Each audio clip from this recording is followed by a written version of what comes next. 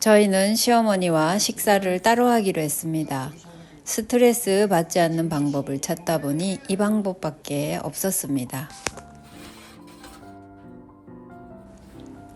시어머님 이야기를 아주 조금 말했는데 이렇게 많은 분들이 시청을 해주시니 무섭기도 하고 미안한 부분도 있습니다. 그만큼 많은 생각이 필요한 주제이기 때문일지도 모르겠어요.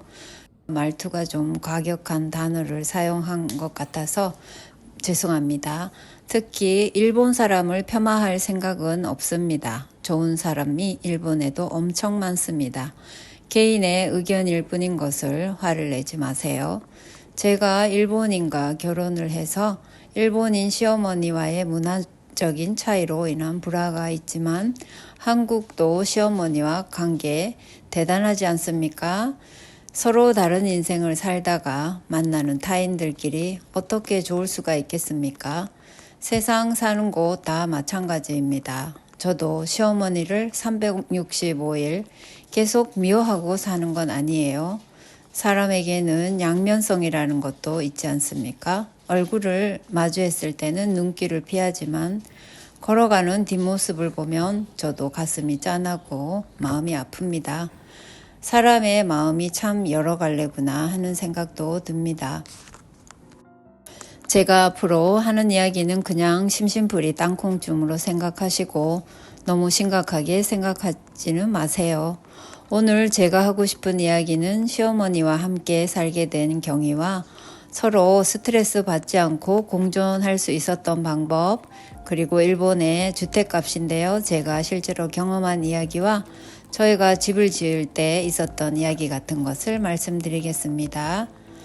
저희는 식사를 함께 하지 않습니다. 셋이만 먹고 시어머니는 혼자 따로 드십니다. 슬프지요? 저도 시골에서 자라서 어른 공경, 효도 이런 말에 아주 익숙합니다. 어른은 연세만 위라면 공경하고 대접해야 하는 존재로 인식하고 살았습니다. 시어머니께도 그렇게 했고 지금도 그렇게 하고 있습니다. 가슴 속에서 사랑하는 마음이 마구 우러나와 하는 것은 아니지만 책임감도 있고 인간으로서의 도리라고 생각하기 때문에 최선을 다하려고 하는 것이에요. 한 집에서 살면서 밥도 안 차려줄 거면 뭐하러 함께 사냐고요? 그렇다고 해서 본인이 원하지도 않으시는데 시설에 가시는 게 좋은 방법도 아닌 것 같습니다. 일본은 괜찮은 시설은 돈도 엄청 많이 듭니다. 또 자리도 잘 안 나고요. 그리고 저희가 서로 관계가 좋지는 않더라도 앞서 말했듯이 인간의 양면성 같은 게 있어서 시어머니가 별로 안 좋은 시설에서 자식을 기다리며 홀로 쓸쓸히 계실 걸 생각하면 저는 그것도 못하겠습니다. 85세 정도의 연세인 분들은 시설에 가는 것은 죽으러 가는 것 같은 인식이 있으시지 않습니까? 그러니 우리는 계속 같이 살아야 하고 그렇게 할 것입니다. 식사를 같이 못하는 이유는 뒤편에 넣겠습니다. 먼저 저희가 시어머니와 같이 살게 된 이유인데요. 출세하신 멋진 장남이 계십니다. 속마음은 그와 함께 살고 싶지만 굉장히 바쁘십니다. 그 소원은 이루어지지 않는다는 것을 80세에는 깨달으시고 저희와 함께 살고 싶다고 하셨어요. 큰 집에 홀로 되시고 수면제 드시고 하시면서 큰아들 많이 기다리셨습니다. 언제나 바빠서 못 오시는데 말이죠. 마침 저희도 살던 집을 처분하고 이사를 계획하던 참이었어요. 도쿄 변두리에 3억 2천짜리 방 3칸에 거실 딸린 새 집을 2억 9천에 할인 가격에 나왔길래 구매해서 5년 살았습니다. 서민들 목조주택은 이보다 싼 것도 있어요. 일본의 주택은 한국처럼 엄청 비싸거나 그렇진 않습니다. 보통 서민들이 사는 목조주택은 3억이나 4억이면은 새 집을 구매할 수도 있고요. 6억에서 7억을 내면은 철근 성능 좋은 집, 철근 골조를 살 수도 있습니다. 물론 동경 시내는 아니지만 일본은 넓어요. 저희는 2억 9천에 산 집을 운 좋게 5년씩이나 살고 2억 5천에 되팔 수 있어서 4천만 원밖에 손해를 안 봐서 굉장히 기뻐했습니다. 일본은 이게 거의 기적에 가깝습니다. 마침 코로나에 집도 안 팔리고 또 일본은 집을 구매함과 동시에 집값이 하락만 하는 나라입니다. 한국처럼 집을 사면 집값이 올라 큰 돈을 벌고 그런 일은 거의 일어나지 않습니다. 오로지 내려가는 일만 있어요. 평생 처음 산 그 집에서 보통 살아야 하기 때문에 아주 중요하게 신중하게 골라야 하고 이웃이 아주 중요한 요소입니다. 동네 옆집이나 이상한 사람 살고 있으면 큰일이죠. 또 쓸데없이 이웃과 사이좋게 바비큐 파티나 하고 놀다가 어느 날 싸움이라도 나고 사이가 틀어지면 지옥문 열립니다. 집이 안 팔리니까 미워하면서 계속 살아야 해요. 옆집과의 거리는 거의 불과 1m 안팎이 평균입니다. 옆집 베란다에 다리를 쭉 뻗으면 건널 수 있을 것 같이 가까워요. 그런 이유로 일본인들은 옆집 이웃과 가깝게 지내는 것을 그리 좋아하지 않습니다. 인사 정도만 하는 게 현명한 처신이고요. 또 집은 구매 후 5년 이내에 팔지 않으면 팔기도 어렵고 손해를 많이 봅니다. 서민들은 보통 2층짜리 목조주택에 많이들 삽니다. 이런 집인데요. 주택의 수명은 25년 정도입니다. 25년 지나면 바깥보다 실내가 더 추워서 진짜 오리털 파카 입고 살고 입에서 허옇게 김 나옵니다. 한국처럼 겨울에 반팔 같은 거 못 입습니다. 요런 유니클로 폭신한 거 입어야 살 수 있어요. 게다가 집값은 하락을 계속하여 제로에 가까워진 땅값만 딱 남습니다. 25년 사는 동안 보수도 많이 해야 됩니다. 흰개미약 꼭 뿌려줘야 됩니다. 옆집 뿌리고 우리 집만 안 뿌리면 우리 집으로 몰려와서 집을 갉아먹는 일이 일어납니다. 본 적 있어요. 또 10년 주기로 옆집이 페인트 칠하기 시작하면 우리 집도 칠해야 됩니다. 옆집은 하얗고 깨끗한데 우리 집만 더럽고 곰팡이 있으면 자존심 상합니다. 1,000만 원 가지고 안 돼요. 또 중요한 지붕도 10년 주기로 교체 보수를 해야 합니다. 안 하면 빗물 새고요. 이것도 1,000만 원 이상 듭니다. 이렇게 돈도 많이 드는데 월세 사는 게 낫다 싶죠.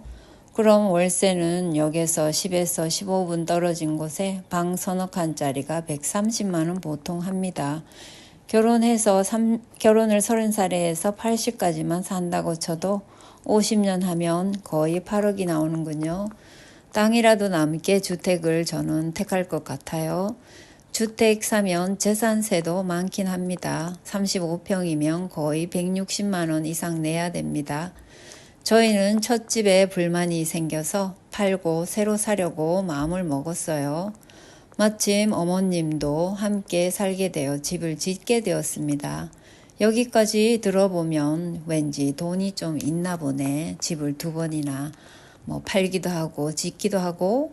일본은 그렇지는 않습니다. 일본인의 경우 회사 사원으로 1년 정도 근무하면 웬만하면 100% 대출해 줍니다. 심사는 꽤 까다롭긴 하지만 중개회사가 크면 대출 더 많이 나옵니다. 또 초도금 몇 천만 원이 없다면 이것도 대출해 줍니다. 새 집을 샀는데 차가 후지다. 그러면 새 차 뽑을까? 이것도 대출해 줍니다. 대출 지옥에 빠지기는 하지만 이자가 그다지 세지는 않습니다. 이 점이 바로 서민들이 거의 마이홈의 꿈을 이룰 수 있게 해주는 좋은 시스템이에요. 게다가 또 좋은 점은 보통 남편이 먼저 사망하지 않습니까? 여자의 수명이 길잖아요. 남편이 사망했을 때를 대비하여 거의 100% 사망보험 들어가기 때문에 집값은 남겨진 부인이 낼 필요가 없습니다. 부부 명의로 사면 그렇진 않지요. 이런저런 이유로 일본인들은 결혼하면 자녀들이 초등학교 들어가기 전에 주택 구매를 하고 부모님이 남겨준 땅에 주문주택을 지어서 예쁜 마이홈을 꿈을 이룰 수가 있게 되는 것입니다. 시어머니와 집을 짓게 되어서 좋은 마음도 있었어요. 서로 얼마나 안 맞는 사람인지 모르지 않습니까? 저도 주문주택이라는 것도 한번 해보고 싶었습니다. 목조주택이 아닌 지진도 많은 나라에 좀 더 안전한 철근 구조 집을 짓고 싶었습니다.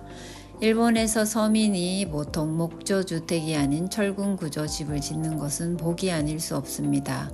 어머님 덕도 있습니다. 불당 만드는 과정과 의견 마찰이 없다면 말이죠. 첫날 설계사와 미팅을 하면서 저희는 뼈저리게 느꼈습니다. 뼛속까지 다른 사람인 걸 알았죠. 그때 남편도 자신의 어머니가 며느리와 있을 때는 다른 사람이 된다는 걸 보았어요. 의견이 안 맞는 것은 말할 것도 없지만 젊은 우리들에게 맡기면 좀 좋습니까? 남편은 중간에 앉아서 우리 둘의 팽팽한 대결에 진땀 흘렸습니다. 저도 집만큼은 양보할 수 없었거든요. 뿔당 쪽으로 다리를 뻗어도 안 되고 문을 열었을 때 보여도 안 되고 잠잘 때 머리를 북쪽에 두는 것도 안 되고 어쩌란 말입니까? 좁은 일본 넓은 집만 씁니다. 저는 서민 컨셉이니 오해하지 마세요. 100평 집도 있습니다. 집을 지어 올리는데 고생했습니다. 우리가 창문을 넓은 걸 달겠다고 하면 자신도 그리 하겠다고 하고 설계사가 춥다고 말려도 양쪽으로 2개 다시는 바람에 춥게 사십니다. 이 베란다는 설계사의 아이디어로 만들어진 거예요. 그분은 남자분이었지만 고부 갈등에 대해서 잘 아셨는데요. 시어머니와 함께 살려면 첫째 부엌이 넓어야 싸움이 덜 난다고 하시더라고요. 왜냐면 그리고 며느리는 말대꾸를 못하니까 피신할 곳이 있어야 한다는 의견을 주시면서 이 베란다 정원을 제안해 주신 겁니다. 집을 설계하는 과정에서 가족 대면을 많이 하니까 우리들의 대화를 듣고 내린 아이디어였겠죠. 시어머니는 불당에 목숨을 매니까 불당을 지으시고 속 터지는 얼굴을 하고 있던 저는 베란다를 가지고 무승부로 결판 났습니다. 제 공간이 더 넓으니까 제가 승자입니다. 일본에 이렇게 넓은 베란다 가진 사람 별로 없습니다. 감사하게 생각하고 즐기고 있어요.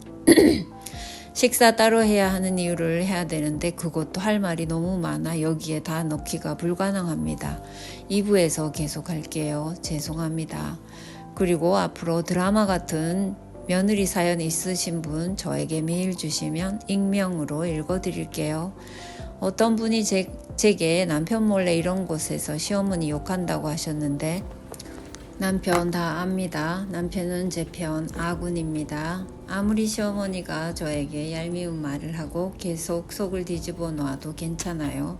아군이 다 해결해주고 언제나 제게 따뜻하게 해줍니다. 외로운 타향살이의 남편까지 시어머니와 한편이면 이 생활을 어떻게 하겠습니까?